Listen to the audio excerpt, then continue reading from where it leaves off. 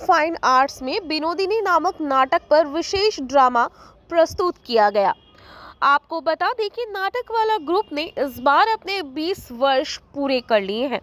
इस सुनहरे अवसर पर नाटक वाला समूह द्वारा सोमवार को एकेडमी ऑफ फाइन आर्ट्स में विनोदिनी प्रस्तुत किया गया, जिसका सभागार में बैठे सभी दर्शकों ने काफी आनंद उठाया। दर्शकों द्वारा बताया गया कि विनोदिनी के साथ साथ रामकृष्ण एवं गिरीश घोष का चरित्र भी उन्हें काफी पसंद आया। दर्शकों द्वारा कहा गया कि आज के दौर में ऐसा नाटक देखना बहुत ही कम हो गया है, लेकिन आज वे लोग यहाँ आए और उन्हें यह नाटक देखने को मिला। इसके लिए उन लोगों ने सभी को, खास तौर पर नाटक वाला के तमाम सदस्यों को बधाई। নতুন করে কিছু বলার নেই।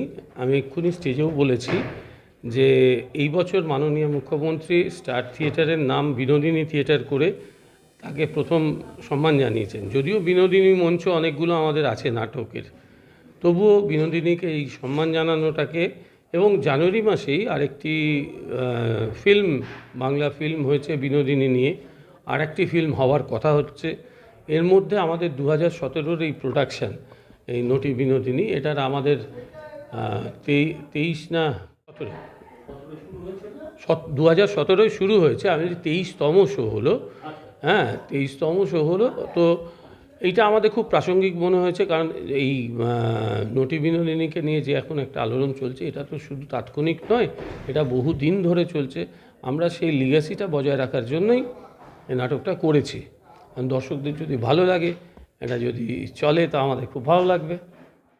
হ্যাঁ, একটা মাইথোলজিক্যাল জায়গা, তো ইনভলভমেন্টটা খুব দরকার ছিল।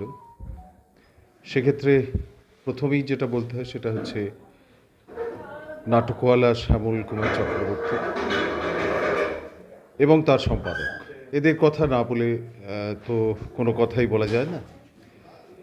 এই যে সম্মিলিত একটা প্রয়াস, এটা কিন্তু এদের দ্বারাই সম্ভব হয়েছে। কারণ এখন এত ব্যস্ততা মানুষের, তার মধ্যে থেকে এরকম সাংস্কৃতিক বিনোদন এবং মানুষকে দেওয়া, সেটা যতক্ষণ না নিজে আমি উপলব্ধি করছি মানুষকে দেওয়ার ক্ষেত্রে, সেটা খুব কষ্টকর হয়ে দাঁড়ায়।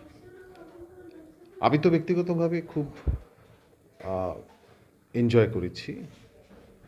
গতকাল একটা অন্যরকম চরিত্র আমার ছিল, আজকে একেবারেই আমি গিরিশ ঘোষের চরিত্রে অভিনয় করেছি, এবং এটা নিয়ে আমার 8 নম্বর হয়ে গেল অভিনয়। সবচেয়ে বড় কথা হচ্ছে মানুষের স্বতঃস্ফূর্ততা। প্রত্যেকটা সিন শেষ হয়েছে, আপনারা বোধহয় তার সাক্ষী, এবং একটা উচ্ছ্বসিত প্রশংসা আমরা পেয়েছি। আমাদের বড় প্রাপ্তি হচ্ছে সেটাই। প্রফেশনালি যখন আমি কাজ করি, তখন আমার উদ্দেশ্য এবং আমাদের সবার দলের উদ্দেশ্য থাকে যে শেষ মানুষটিও যে চেয়ারে বসে রয়েছে, তাকে সবকটা কথা শোনানো। এবং রামকৃষ্ণদেব, তার উদ্দেশ্য কী ছিল আজকের এই ভয়ঙ্কর পরিস্থিতি তখন আমরা সেই যুগনিয়ন্তা, তার সম্পর্কে আমরা আজকে উপলব্ধি করে মঞ্চে মানুষের কাছে নিয়ে যেতে পেরেছি। কিছু বলার নেই, বলবে তো আপনারা, বা যারা দেখেছেন তারা বলবেন।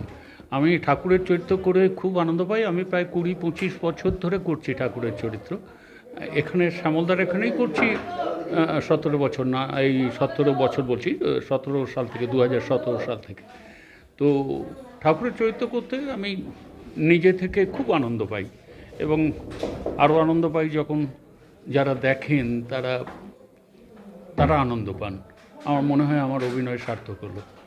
আর অনেক দিন ধরে অভিনয় করছি আমি, জীবনে প্রায় 50 বছরের কাছাকাছি অভিনয় জীবন আমার। কিন্তু ঠাকুরের চরিত্র করেছে আনন্দ পাই। এখন মনে হয় ঠাকুর ছাড়া আর কিছু করবই না অভিনয়। সত্যি ভালো লেগেছে। আমি মাকে নিয়ে এসেছিলাম, আমার মা আরও ভালো, সত্যি ভালো লেগেছে নাটকটা। রামকৃষ্ণের অভিনয়টা খুব, গিরিশ ঘোষের অভিনয়টা আরও ভালো লেগেছে, এবং অন্যান্য যে শিল্পী আছে সবাই প্রত্যেকেই খুবই ভালো। স্টার থিয়েটার বিনোদিনী থিয়েটার হয়েছে এবং তারপরে আজকের এই যে নাটক নটি বিনোদিনী, একটা অসাধারণ প্রযোজনা এবং কিছু কিছু মুহূর্ত দেখে চোখে জল ধরে রাখা যাচ্ছিল না। প্রত্যেকের অভিনয় অসাধারণ, বিশেষ করে যিনি ঠাকুর শ্রীরামকৃষ্ণের চরিত্রে অভিনয় করলেন উৎপল চট্টোপাধ্যায়, প্রবীণ অভিনেতা, যাত্রা জগতের একজন কিংবদন্তি এবং নাট্যমঞ্চেও যথেষ্ট পরিচিত নাম। সব মিলিয়ে অসাধারণ একটি প্রোডাকশন। আমি চাইব যারা এই নাটকটি দেখেননি তারা যেন এই নাটকটি দেখেন এবং আরও বেশি বেশি করে যাতে মঞ্চস্থ হয়, দর্শকদের কাছে আসে, এটাই আমার এই দলের কাছে অনুরোধ এবং সেই সুযোগ যেন বারবার দর্শকরা। গিরিশ ঘোষ যে পাঠ করেছেন ওনারা খুব দারুণ লেগেছে, খুব সুন্দর। উৎপলবাবু যে রামকৃষ্ণদেব করেছেন, জীবেশ ভট্টাচার্য, গিরিশ ঘোষের অভিনয়, তারপর আপনার এই শুভ্রা মুখোপাধ্যায়, তুলনাই হচ্ছে না। সত্যি নাটকটি খুব সুন্দর মঞ্চস্থ হয়েছে। যে ফিরে পাচ্ছি বা এত ভালো রেসপন্স, এটা তো আমাদের কাছে বিশাল প্রাপ্তি না? মানুষ দেখছে বসে, মানে আমাদের কষ্টটা, যন্ত্রণাটা এখানে। থিয়েটার মানে হচ্ছে দর্শকের সঙ্গে শিল্পীদের একাত্ম হয়ে যাওয়া একদম। এই জিনিস তো আর কোথাও পাওয়া যাবে না। ছবি বা সিরিয়াল ঠিক আছে, ওগুলো ভীষণ সম্মানের আমাদের কাছে, আমাদের রুজি এবং অনেকভাবে মানুষের কাছে আমরা কমিউনিকেট করতে পারি, কিন্তু এই রকম থিয়েটারের মতো নয়। সেই থিয়েটার থেকে মানুষ দূরে সরে যাচ্ছে, মানে এমন একটা সিচুয়েশন তৈরি হয়েছিল যেন আমাদের থিয়েটার দেখতে এসে তারা আমাদের ধন্য করে দিচ্ছেন, এরকমও অবস্থা গেছে। সেখানে যখন আমাদের কোনো প্রোডাকশান বা যে কোনো মানুষের প্রোডাকশান মানেই তো আমাদের কাছে পুজো, সে জিনিসটাকে যখন সম্মান কেউ করে, সেটা তো আমাদের প্রাপ্তি, পুরস্কার। বিনোদিনীর সম্বন্ধে আলাদা করে আর কি বলবো, চিরকালের প্রাসঙ্গিক লড়াই চলেছে, থিয়েটারকে বাঁচানোর লড়াই চিরদিন ছিল, আজও আছে। এবং থিয়েটারে কেন, যে কোনো জায়গায় পুরুষ শাসিত সমাজে আমাদের নারীকে অবহেলা করা বা বঞ্চনা করাই তো আছে, দস্তুর এটা।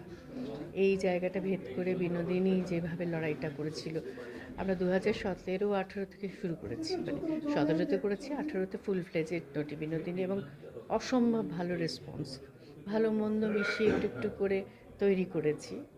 ভুল ত্রুটি অনেক হয়েছে, দলের ভেতরে তো বদল আসেই, অনেক কিছুর মধ্যে দিয়ে যেতে হয়েছে আমাদের, কিন্তু আলটিমেটলি এই বছরই আমাদের মাননীয় মুখ্যমন্ত্রী এটাকে মানে বিনোদিনী মঞ্চ যে থিয়েটার যে করলেন, এটা আমাদের একটা বিরাট প্রাপ্তি।